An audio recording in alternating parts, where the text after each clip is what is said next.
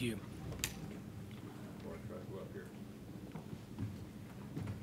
Okay, Coach, welcome. We're glad to have you with us, and we'll let you make your opening comments, if you please. Well, we want to thank the Cotton Bowl and AT&T and everybody involved. We've been here a few days now, and it's been terrific. The hospitality and accommodations and everything that we've had and facilities have been really good.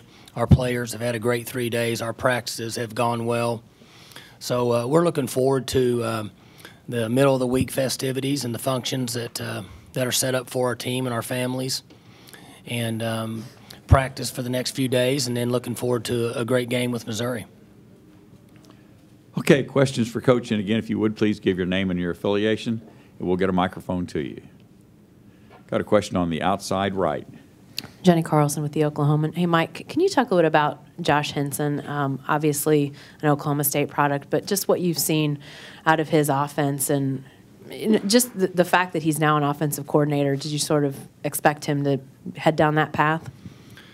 Yeah, Josh was a walk-on player at Oklahoma State years ago from Tuttle, and worked his way into becoming a starter, and always had a great mind for the game. And we spent years together in the offensive room when we worked for Les, and always thought that he had a great future in this profession. He had a really good mind for the game, and has done very well.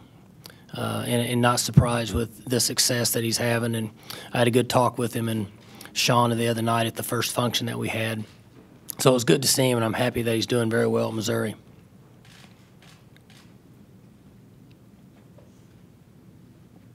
We got a question on the outside right, and then we'll go to the back, and we'll come to the front. John Klein, Tulsa World. Mike, SEC versus Big 12, does it mean anything to you, or is this just another good team you got to play? And well, I think every game is important. The way that the system is set up in the future, I'm not sure it factors in as much, but I think for our team, we're excited about having an opportunity to play again, and this is a really good football team. As you know, they won a bunch of football games this year, and have beaten really quality teams on the road, and so it's a good challenge for our team and a great way to end the season. We'd certainly like to play very well in the game. Question on the outside right. Yeah, hey, Coach. Scott Kane with the Cotton Bowl. Just can you just give us a quick rundown on practice today, how things went? Practice was good. We're at Euless Trinity High School, and their facilities have been great for our team. And so we were out there about an hour 45 today, and went through special teams, had good offensive and defensive periods, and the attitude and tempo was really good. So we continue to have good practices. We've got great senior leadership with 28 of those guys, so it helps us during bowl practice. Question on the front left. Thanks. Christian Favalor, Dalio Collegian. Coach, how do you go about preparing for Missouri's defensive line, and do you see this as a chance to show off what you have offensively in the backfield? They're very good up front. Their ends are excellent pass rushers, and they've got big guys inside that get good push on offensive linemen. And when we started to watch tape weeks ago, I was impressed with their ability to pressure quarterbacks in the SEC. So our offensive line is well aware of the challenge that we'll have in the game, and we hope that the plan that we have will benefit us offensively and help us move the football. Another question on the front. Go ahead. Okay, thank you. Of the teams you've played this season, do you think Missouri has one of the better chances to not let you establish the run early, and as you do before spreading it out through the air? Well, I'm sure they have a plan for trying to slow our running game down. I think that most teams in college football feel like they need to stop the run with their opponent. We certainly feel like that we have to stop the run in order to be successful on defense. And we've come up with a plan just like they have. It's always a little interesting in a bowl game because you've had really a month to prepare. So hopefully the plan we have will help us run the football. Got a question on the front. Todd Palmer, Kansas City Star. I wanted to ask you kind of about one of the more intriguing matchups, at least I think it is. Green Beckham going up against Gilbert, two big guys. What do you make of that matchup, and what makes Gilbert, what's made him such a successful corner this year? Well, I think you're right. It's going to be a great matchup. I think you're looking at two potential first-round draft picks. And so when you have that type of talent competing against each other, it'll always be a lot of fun. And with his size, he's very tall for a receiver, but Gilbert's also very tall for a corner. Both of them, I think, are, well, when you potentially are a first-round pick, it speaks for themselves. I mean, those guys are really good players. And Gilbert has made us proud this year. He didn't play well last year, and this year he's had a terrific season, had a great offseason, worked hard, has been a good leader. At one point late in the season, he got hurt and played through it, played with some pain, has come back. His attitude's been terrific. But his size and his range and his ability to run, he's very fast, is what makes him a good football player. And then I also wanted to ask, you mentioned Josh Henson, but you've also got Jason Ray, who played at Missouri and is now with you guys. What has he brought to your staff? Well, Jason is a very good young coach and brings a lot of enthusiasm and experience in the throwing game, playing at Missouri when they were throwing a lot of passes. There's some similarities with what we do in our passing game compared to what he did when he was playing at Missouri. And he's done an excellent job for us in recruiting. And as a young coach, it's going to move up in the ranks very quick. Question on the right. Mike, it was about a year ago this time that I think Josh Stewart started returning punts in practice for you guys more seriously, and then did it in the Heart of Dallas Bowl. He's added that to his repertoire, but his numbers are down this year as a receiver, but it seems like his value is maybe more this year. Can you just talk about the change in his role this season? Like most players, he had the big year last year with over 100 catches, and so he draws a lot of attention now. There have been some receivers that have been able to go over 100 2 years in a row.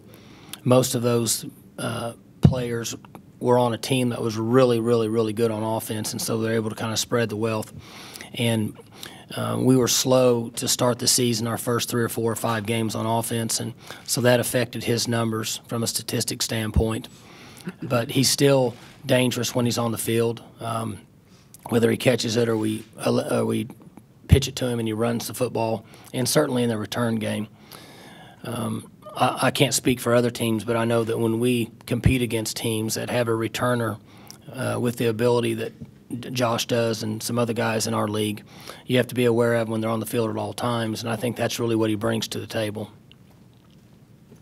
Question in the middle, about halfway back. Tim Aarons with the Daily Collegian.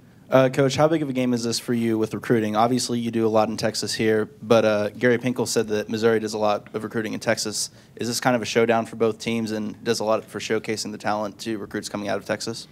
I think anytime you play, recruiting is important. We're on television just about every week now, but the majority of the work for our team, we have 77 players, give or take a few, that are from the state of Texas.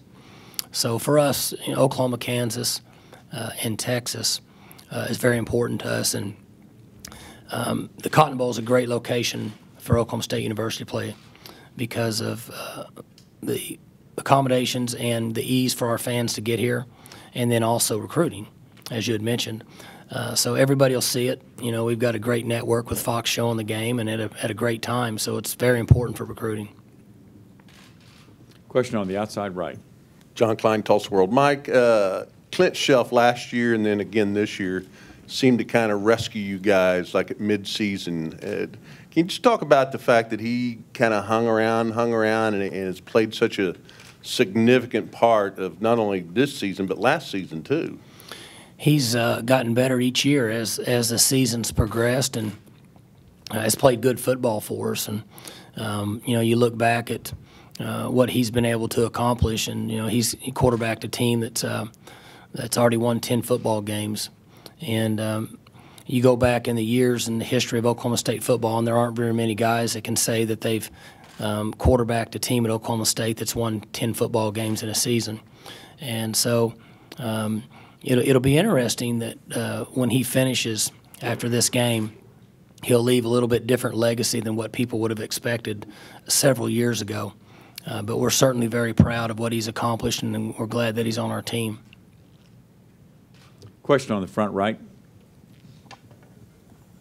Hey, Mike, Dave Matter with the St. Louis Post-Dispatch.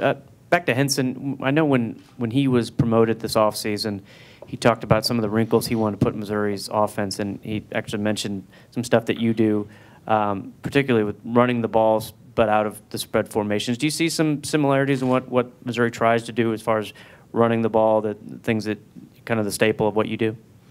It's interesting. Excuse me, years ago, our offensive staff and their offensive staff studied together because they were not in the Big 12 anymore.